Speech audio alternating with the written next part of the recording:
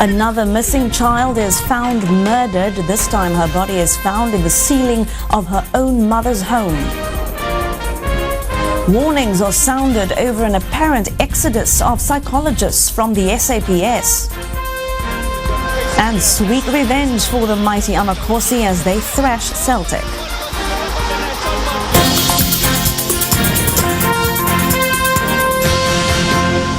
This is E-News Primetime. A very good evening. Just days after 7-year-old Sheldine Human was found murdered in Johannesburg, another little girl has suffered the same fate. This time the victim is an 11-year-old Cape Town child, Anastasia Visser. She went missing on Friday and her body was found this morning in the ceiling of her own mother's house. Just minutes after the gruesome discovery. Shocked onlookers watch as the house is cleared and cordoned off. The Mitchells' Plain home was packed with friends, family and journalists when Anastasia's body was found. The 11-year-old's father, who doesn't live in the house, says he'd noticed a bad smell coming from the ceiling and had gone up to investigate. So I got in there and I felt around, and yeah, in the darkness I felt the spot like this. It couldn't be a big nose. Small nose. That's all I want to say. I've asked for a torch and I was recommended even by my family and neighborhood watchers and Bambanani to get out of the roof. Witnesses say seconds later he became hysterical and stormed out of the house.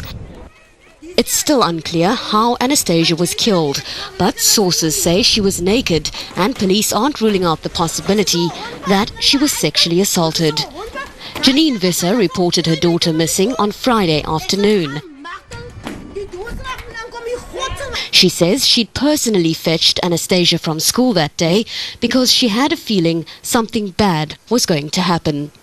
Visser told police Anastasia walked to the shop later in the day but never returned. Janine Visser has remained in a neighbour's house since the discovery of her daughter's body. She's too traumatised to speak to the media. Those with her say she's been crying uncontrollably the whole day and keeps asking the same two questions. Who murdered my daughter and how did they get her body up there? Family members and a close family friend have been taken in for questioning, but police say they are still searching for more suspects. Robin Smith, E-News, Cape Town. In other news, the official opposition has sounded warnings of an apparent exodus of psychologists from the SAPS.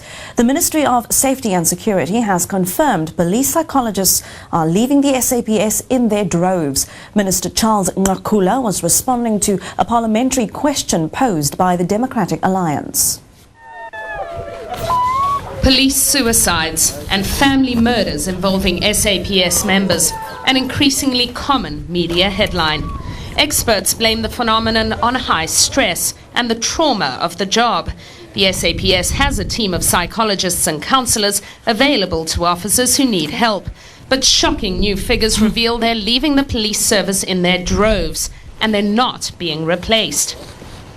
According to Safety and Security Minister Charles Nqakula, a total of 191 psychologists were serving the SAPS in 2004.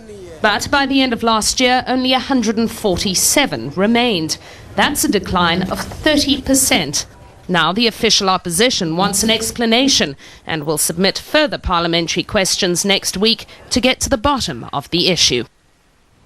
4 people have been killed in 2 separate accidents in Durban and 4 more are fighting for their lives tonight.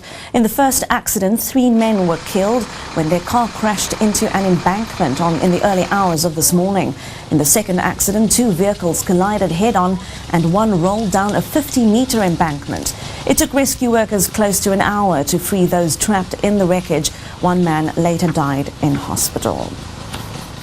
A Durban mother is pleading for help in treating her morbidly obese son. The child is 12 years old and weighs 160 kilograms. Experts warn he's likely to eat himself into an early grave.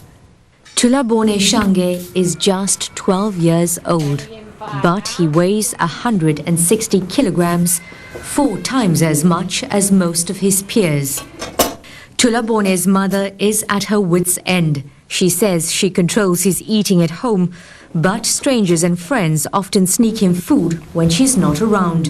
Her child is teased and taunted wherever he goes, and aside from the psychological torment, his weight could significantly shorten his life. I wish I could be thin. I would be thin. I wish I could be thin like my friends, and if someone please would help me, if they know anyone, before this fatness kills me. Before this fatness kills me. Experts say he's at risk of high blood pressure, diabetes and high cholesterol, and even worse, a stroke or heart attack. But they say Thulabone is not beyond salvation. A series of tests to determine the cause of his weight problem and proper treatment could save his life. But that doesn't come cheap, and the Shange say they simply can't afford it. Thulabone Shange's mother says doctors seem to have given up on him. She now fears her youngest son could eat himself to an early death. That's unless someone, somewhere, can offer them a miracle. Vanessa Govender, E! News, Durban. When E! News Primetime continues, a historic summit on Iraq draws to a close, with officials hailing it as a resounding success.